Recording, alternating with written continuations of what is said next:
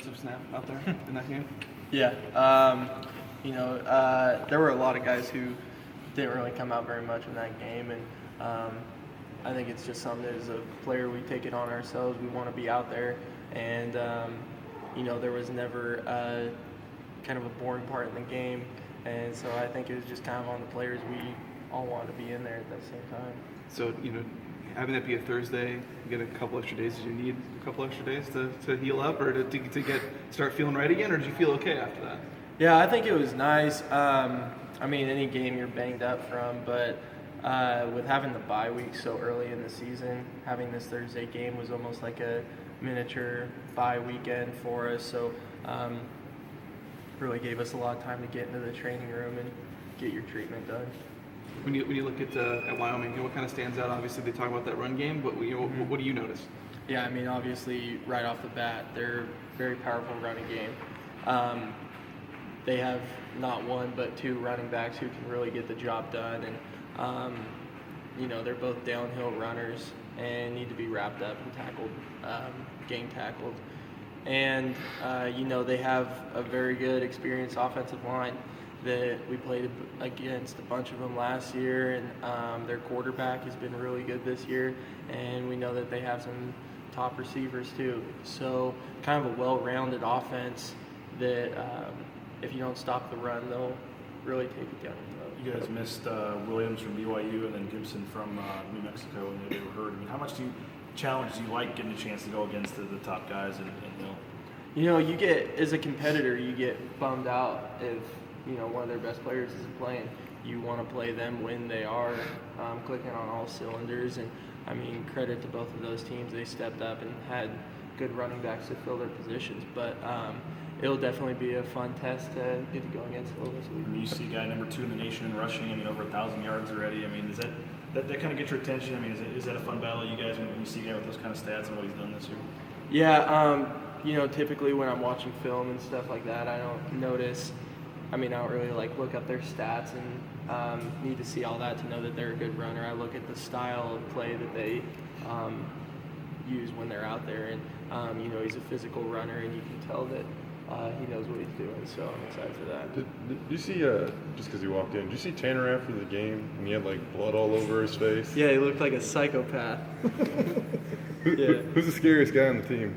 Tanner, no doubt. If you saw him, I think he's had that cut under his helmet every single game this year. Sometimes the trainers will try and put tape over it, and I think it just makes it look more gnarly because he's got the blood kind of dripping down from it. But he's a competitor, and you love to have a guy like that on your defense. That's at the end of the game, him to the post. It's dried on his face now. All of this, the blood. Yeah. I guarantee you it probably happened on the first play of the game, and he just had blood dripping down his face the whole game. I guess getting back to the running back real quick. How talented is Brian Hill? And then with a guy like him, for obvious reasons, if they get into the secondary, it means they're gaining yards. But a guy his size, when he gets downhill into the secondary, on the back end, maybe Chance James can be similar in stature. But outside of that, he's going to be bigger than anybody once he breaks into the back of the secondary. Yeah. We're confident in all of our tacklers in the secondary, but definitely want to keep all running backs that we play right there at the line of scrimmage. We don't want people to have to make kind of touchdown-saving tackles deep down the field. We want to try and get it done right at the line of scrimmage. One of their players was saying this is the biggest game at their stadium in 20 years. I know you get that a lot when you go on the road, but they're undefeated in conference play too. They're obviously playing for a lot. You guys realize kind of how big of a game this is from their side, I guess? Of course, this is the biggest game of our season. 2 undefeated teams coming into this, and whoever wins this will be at the top of the Mountain Division. That's our goal, and there's one team right now staying in front of it, and that's Wyoming, and so we're going in there ready for a battle. And as for it being one of the biggest games in their stadium ever, that gets me fired up because you never want to go somewhere and not play in front of a crowd. You want their best shot, and having a loud crowd behind it just makes the game a lot more fun. Last time we were there, it wasn't too packed, and so I'm really excited to see that stadium full. Curious, we talk about turnovers and stuff this year, and Andy pointed out yesterday, you guys got a lot of sacks this season. But you don't have any strip sacks, creating or forcing any turnovers off that. Is there anything you guys are doing to place an emphasis on trying to get the ball out? Yeah, every week we do turnover circuits and try and work on the various ways to force turnovers.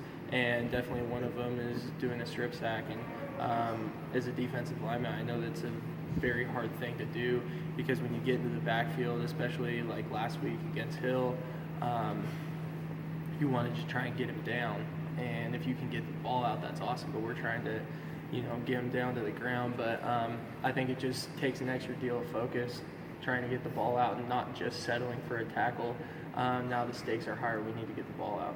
What's it been like, special teams wise, a little bit this weekend against some of the units?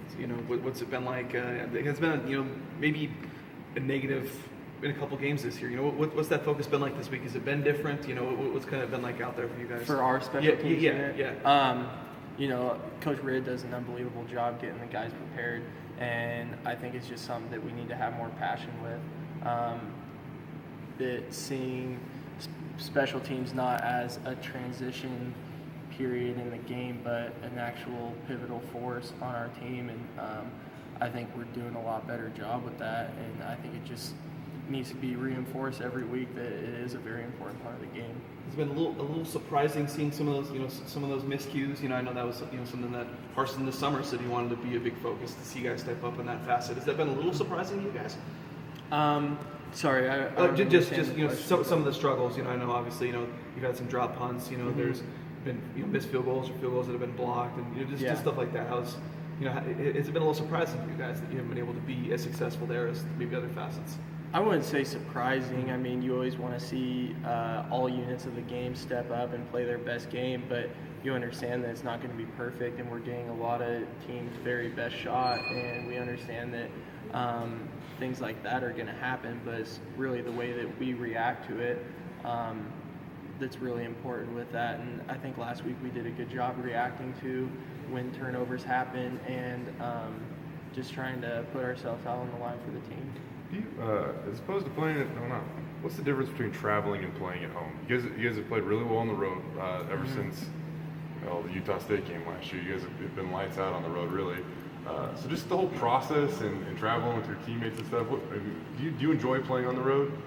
I enjoy both of them. Any chance getting to play is fun, especially being a senior and it's kind of running out.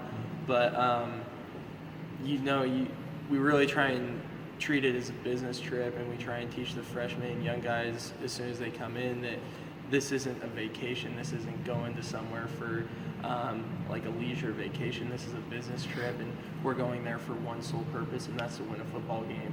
And so when you think of it that way, you're not joking around and playing games at the hotel and doing funny stuff with your friends. I mean, you're getting there, you're doing your meetings, you're taking care of business, and you get up in the morning like you do on game day here, and you get ready to go play.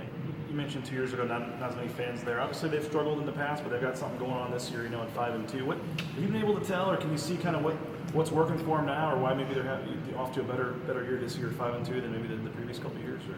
Well, I think their coach does a tremendous job getting their team prepared, and I think a lot of it just deals with confidence. You can tell that they know what they have to do, and they do a really good job at it. And you can tell that their run game is something that they've definitely hammered down, and they're doing a really good job this year, so it'll be a full test for us.